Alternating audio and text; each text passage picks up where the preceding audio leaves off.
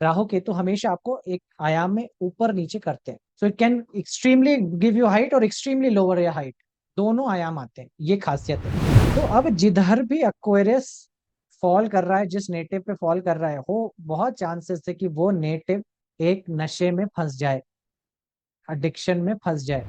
आप कभी भी पूजा करते हैं तो उसमें एक और तरीका होता है जिसमें कलश रखाया जाता है, कलश रखने का एक विधान होता है, वो कलश एक्वेरियस का। नेक्स्ट थिंग जो इसके बाद आती है वो है जो कर्म से भी आगे का आयाम बनता है, वो है इच्छा। स्कॉर्पियो मरने के उपरांत, पहले तो आपका आइडियोलॉजी, आपका विचारधारा, आपका पर्सनालिटी वो स्टोर था, उसी पर्सनालिटी से कर्म स्टोर हुआ था। क्योंकि एक बार पर्सनालिटी फिक्स हो गई, जड़ हो गई पर्सनालिटी, तो एक सेट पैटर्न ऑफ बिहेवियर भी सेट हो जाता है, एक है तरीका कि इसी तरह से ये काम करेगा व्यक्ति। तो वो कर्म डिसाइड हो गए उसकी वजह से। अब कर्म जो डिसाइड हुए, हर कर्म करने के लिए एक इच्छा प्रकट हो जाती है उसके साथ में। हर कर्म के साथ कुछ भी आप करेंगे आप देखोगे उसके साथ में एक डिजायर जन्म लेती है।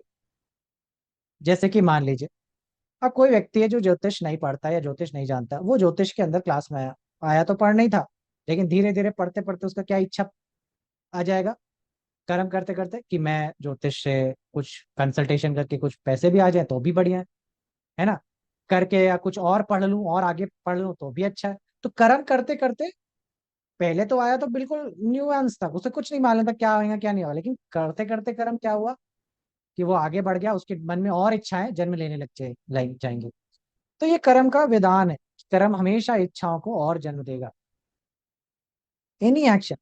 इसीलिए जब श्री कृष्ण कहते हैं कि हर एक बुरा काम और बुरा काम कराता है और हर एक अच्छा कर्म और अच्छे कर्म कराता है, तो उनका कहने का इंडिकेशन ही यही था कि वो आगे बढ़ेगा, वो डिजायर और पैदा होगी, वो लालसाएं और बढ़ेंगी।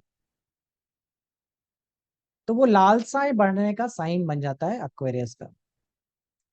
ठीक है, अब एक्वेरियस का साइन दिखता कैसे है पहले हम उसको देखेंगे, बट ये समझना जरूरी है कि केप्रिकॉन के बाद एक्वेरियस आ जाता है, जन्म ले लेता है।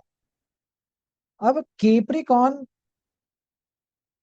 सैजिटेरियस से जन्म लिया था, यानी कि आपके एक्शन आइटम, आपने जो डिसाइड किया, अपने प्लान ऑफ एक्शन डिसाइड करते हैं आप सैजिटेरियस के अंदर में, फिर एक्शन किया और उसके बाद रिजल्ट्स मिला या गोल्स अचीव हुए आपके, ये भी कहीं ना कहीं उसका साइन बन जाता है कि जो भी आपने प्लान डिसाइड किया था, चीजें किया था, वो अचीव किया, कितना पाया कितना खोया, वो वाली बातें भी आपकी एक्वेरियस के अंदर आ जाती है। So will see Aquarius.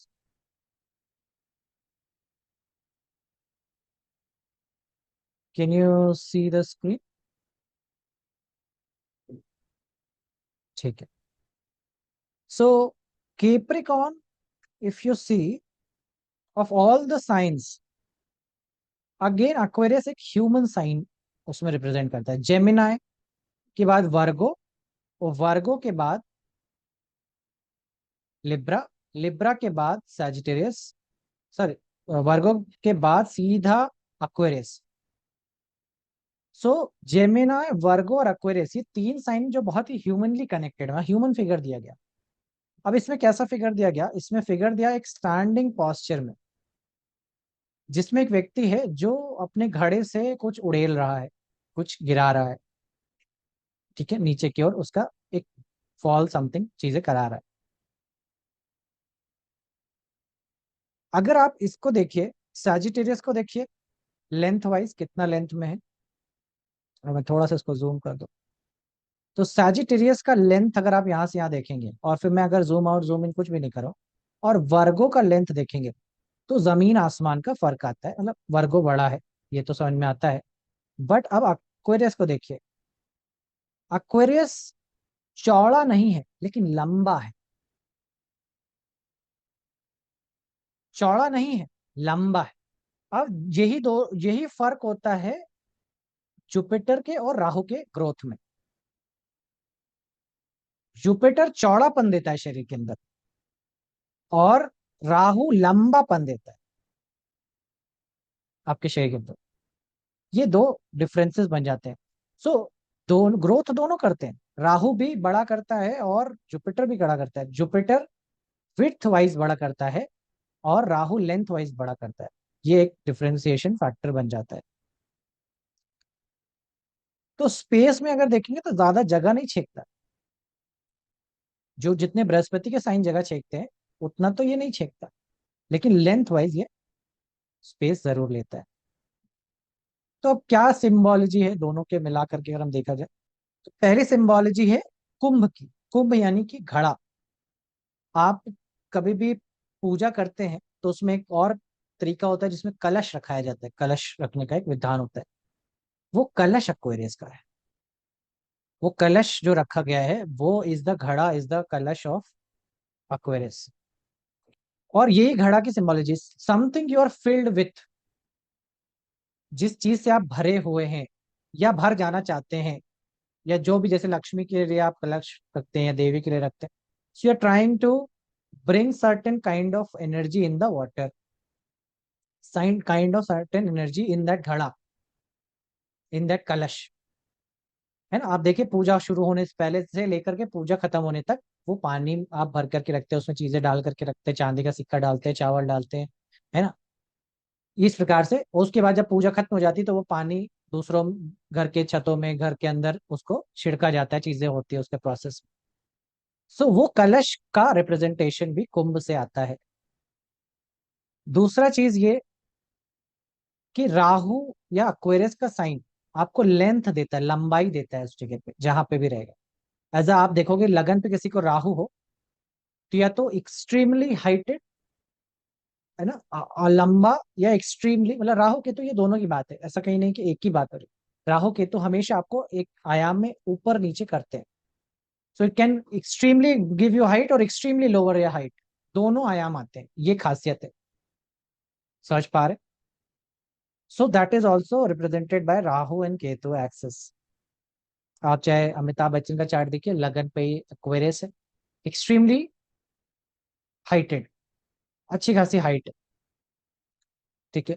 सो जो भी ये इस प्रकार का सिग्निफिकेशन रखेंगे उसके अंदर वो एक्सट्रीमिटीज आनी शुरू हो जाएंगी। लगन पे राहु भी आता है तो देखा गया कि एक्सट्रीमली हाइट्स में फर्क आता है, या फिर माथे में फर्क आएगा, बॉडी पार्ट में फर्क आएगा। जो भी चेहरा होगा जहां पे भी राहु बैठता है, सिंपल सा टेक्निक है, जहां राहु बैठता है वहां का बॉडी पार्ट को अब बड़ा कर देता है। सिंपल, ये पहला टेक्निक आप ले सकते हो। हालांकि जिधर राहु बैठेगा वो अपना बॉडी पार्ट, वो उस एरिया को बड़ा करेगा, दैट इज फॉर श्योर। ये इसका खासियत आ जाता है। ठीक है। सो दूसरे आयाम बताएं तो केप्रिकॉन से चले। केप्रिकॉन में आपने जो चीजें करी, यानी कि वैसे मैंने बताया कि जैसे आरामदेह स्थिति में, जैसे मगर की स्थिति में आए, उसके बाद जो स्थिति है, विश्राम के बाद क्या होने लगता है, धीरे धीरे आंखें बंद होने लगती हैं, है ना। धीरे धीरे आपका दिमाग में जो गतिविधियां हैं वो स्लो डाउन होती हैं, स्लो होने शुरू हो जाती है, और आप एक निद्रा की, निद्रा, फुल निद्रा से के बीच में की अवस्था में पहुंचना शुरू कर देते हो। मतलब सोए नहीं है, जागे हैं, आंखें बंद है, लेकिन कोई आपको बुलाए कि अरे भाई सुनना ये क्या है, तो तुम बोलोगे हम्म। मतलब सोए नहीं है, जग रहे हैं, लेकिन आंखें खुली भी नहीं है, लेकिन आधी अवस्था है, सुनाई देती है लेकिन पूरी तरह से सोए नहीं, वो अवस्था एक्वेरियस की है। अब ये अवस्था एक्वेरियस की है, क्या ये केवल सोने मात्र की उस अवस्था में बताई जाएगी? ये दूसरी अवस्थाओं में भी ट्रांसफर होती है, जैसे कि जब व्यक्ति नशा करता है तो भी वो इसी अवस्था में होता है।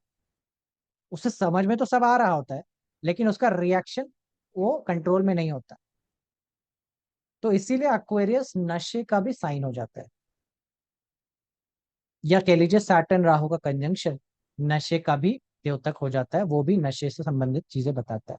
तो अब जिधर भी एक्वेरियस फॉल कर रहा है, जिस नेटिव पे फॉल कर रहा है, हो बहुत चांसेस है कि वो नेटिव एक नशे में फंस जाए, एडिक्शन में फंस जाए। ये इसका एक बहुत प्रोमिनेंट इम्पैक्ट है। But at the same time नशा भी है, लेकिन एट द सेम टाइम ये मेडिटेशन की अवस्था भी है। अवस्था वही है कि आधे जगे हुए हैं, आधे सोए हुए, कहीं बीच के आयाम में लटक रहे। अब ये चीज ध्यान से भी हो सकती है, और भांग से भी हो सकती है। समझ पा रहे, ध्यान और भांग दोनों ही एक ही स्थिति में लेके जा के पहुंचाएगा, लेकिन एक सब्सटेंस डिपेंडेंट है, कुछ खाने से है, और एक इंडिपेंडेंट है। तो ये अक्वेरियस का स्थिति बनता है। सो अक्वेरियस, अक्वेरियस इसीलिए अनकॉन्शियस, अनकॉन्शियस नहीं, सबकॉन्शियस के हिस्से में लिंक होकर के आता है। अब आप कहोगे सर सबकॉन्शियस आप बोल रहे हैं, जेमिनाई पढ़ाया था तो उसमें भी सबकॉन्शियस बोल दिया था। तो इसीलिए बोला ना कि नाइन्थ हाउस समझाते समय इसीलिए समझाया था कि ये सॉफ्टवेयर है। तो अब अगर आप जेमिनाई को देखेंगे, है ना, जेमिनाई के लगन को देखेंगे तो उसके नाइन्थ हाउस में सॉफ्टवेयर एक्वेरियस का ही बैठा है। समझ पा रहे? तो सॉफ्टवेयर एक्वेरियस का ही है जेमिनाई के अंदर, तो सबकॉन्शियस ब्रेन का यही हिस्सा है। ठीक है, ये सॉफ्टवेयर की तरह से काम करता है, वो हार्डवेयर की तरह से काम करता है। समझ पा रहे? सो एक्वेरियस इसीलिए बहुत ज्यादा प्रोमिनेंट हो, बहुत ज्यादा प्रोमिनेंट हो तो या तो व्यक्ति समाधि में जा रहा है ना, या तो फिर वो एडिक्शन की तरफ जा रहा है। ये दोनों में से एक पोर्शन हावी हो जाने की टेंडेंसी हो जाती है।